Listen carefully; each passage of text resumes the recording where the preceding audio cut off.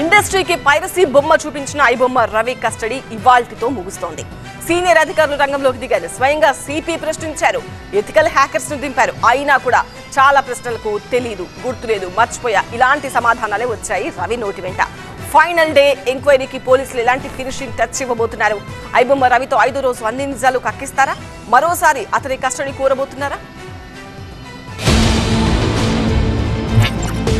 ఐబొమ్మతో film ఇండస్ట్రీకే cinema చూపించిన master mind నుంచి నిజాలు రాబట్టే పనిలో ఉన్నారు పోలీసులు. 4 రోజుల కస్టడీలో ఎన్నో ప్రశ్నలేస్తే కొన్నిటికే సమాధానం దొరికింది. నిఘా కళ్లకు దొరకకుండా ఐబొమ్మ రవి వాడిన టెక్నిక్స్ చూసి పోలీసులే ఆశ్చర్యపోతున్నారు. రవి కస్టడీలో ఈ రోజు ఫైనల్ డే. ఇవాళ సందేహాలు తీరని ప్రశ్నలన్నింటికీ రవి నుంచి జవాబులు రాబట్టే ప్రయత్నాల్లో ఉన్నారు పోలీసులు.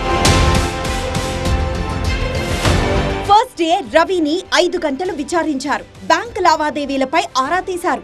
ఐబొమ్మ ద్వారా వచ్చిన ఆదాయం, అలాగే నెట్వర్క్, ఇంటర్నెట్ సోర్స్ పై కూడా పోలీసులు ప్రశ్నించారు. రవి వాడిన మొబైల్స్ వివరాలు రాబట్టారు. క్రిప్టో కరెన్సీ, వివిధ రకాల వాలెట్స్ పై విచారించారు. మనీ ట్రాన్స్ఫర్, సంపాదన, ఖర్చుల వివరాలు తెలుసుకునే ప్రయత్నం చేశారు. ఐపీ అడ్రస్ లో ఎలా మార్చాడనే వివరాలు రాబట్టే ప్రయత్నం చేశారు. ఎథికల్ హ్యాకర్స్ సాయంతో హార్డ్ డిస్క్ లను అనాలిసిస్ చేస్తున్నారు. నెదర్లాండ్స్ లో రవి హోమ్ సర్వర్ల డేటా పైన దర్యాప్తు అధికారులు ప్రశ్నించినట్లు సమాచారం.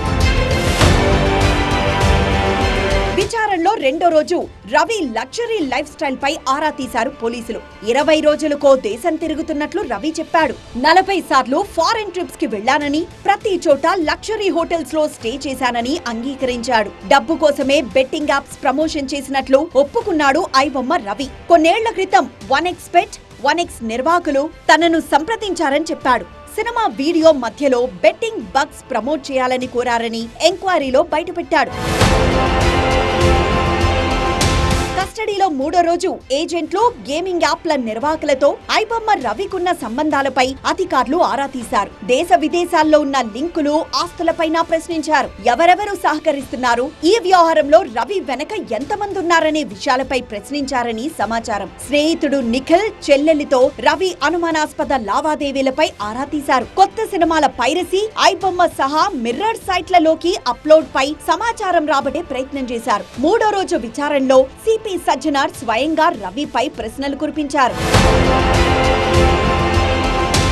4వ రోజు ఎంక్వైరీలో పోలీసులు ఎన్ని ప్రశ్నలేసినా విచారణకు సహకరించలేదు ఐబొమ్మ రవి. గుర్తులేదు, మర్చిపోయా అంటూ దాటవేశాడని సమాచారం. రవి బ్యాంక్ అకౌంట్లు, క్రెడిట్ కార్డుల వివరాలు కొడుతూ ఆయా బ్యాంకులకు పోలీసులు మెయిల్స్ పంపారు. ఎవరెవరు సహకరించారనే ప్రశ్నకు తానొక్కడినే చేశానని చెప్పాడు ఐబొమ్మ రవి. పైరసీ సినిమాలు చూసే అలవాటుతోనే అప్లోడ్ చేశానని, వెబ్సైట్ ని తానే స్వయంగా క్రియేట్ చేశానని ఎంక్వైరీలో చెప్పాడు. నెదర్లాండ్స్, ఫ్రాన్స్ లో రవి ఉపయోగించిన సర్వర్ ఐపీలు పోలీసులకు చిక్కలేదు. గేమింగ్ యాప్ నిర్వాహకులతో ఉన్న సంబంధాలపై కూడా రవి నోరు మెదపనట్లు తెలుస్తోంది.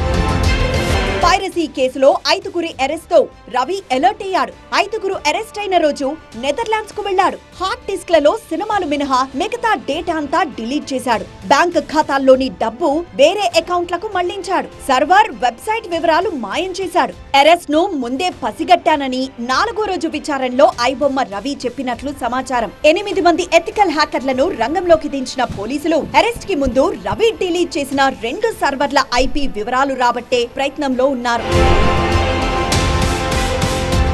5 రోజుల ఐబొమ్మ రవి కస్టడీ ఇవాల్టితో ముగుస్తోంది. చివరి రోజు ఎంక్వైరీతో పోలీసులకు ఫుల్ క్లారిటీ వస్తుందా, మరోసారి కస్టడీకి కోడతారా అన్నదే ఆసక్తికరమైన అంశం.